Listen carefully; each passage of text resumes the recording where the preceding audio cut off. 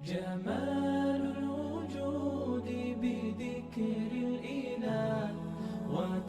تو وہ کون سے کس قسم کے لوگ ہیں کہ جن کا کہنا نہ مانو، جن کے پیچھے نہ چلو، جن کے ساتھ تعلق قائم نہ کرو، جن کو رشک بھری نگاہوں سے نہ دیکھو، یہ نہ للچاؤ کہ ہم ان جیسے ہو جائیں۔ ایسے لوگوں کی بھی اللہ تعالیٰ نے 3 صفات بیان فرمایا کہ وَلَا تُطِعْ مَنْ أَغْفَلْنَا قَلْبَهُ عَنْ ذِكْرِنَا، اس کا کہنا مت مانو، اس کے پیچھے مت جاؤ، اس کی بات پہ دھیان مت دو، جس کے دل کو ہم نے اپنی یاد سے غافل کر دیا۔ یعنی دل میں اللہ کا خیال ہی نہیں آتا، کوئی بھی کام کر رہے ہیں، کچھ بھی کما رہے ہیں، زندگی کیسے ہی بسر کر رہے ہیں، بھول کے بھی نہیں سوچتے کہ اللہ تعالیٰ ہے اور وہ ہم سے کیا چاہتا ہے۔ تو زبان پہ اللہ کا نام بھی ہو لیکن آدمی نہ سوچے، تو یہ بھی دل کا اللہ سے غافل ہوگا۔ پہلی چیز تو یہ، جب دل اللہ کی یاد سے غافل ہو گیا تو پھر آدمی تو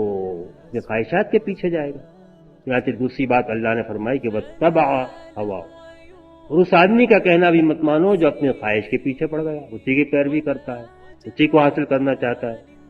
اور تیسری بات یہ بتائی کہ وَكَانَ أَمْرُهُ فُرُطًا، دنیا کے جتنے کام کرتا ہے، جو کچھ سوچتا ہے، جو اس کی رائے بنتی ہے، جو اس کی فکر ہوتی ہے، جو اس کی سوسائٹی ہوتی ہے، جو اس کا نظام ہوتا ہے،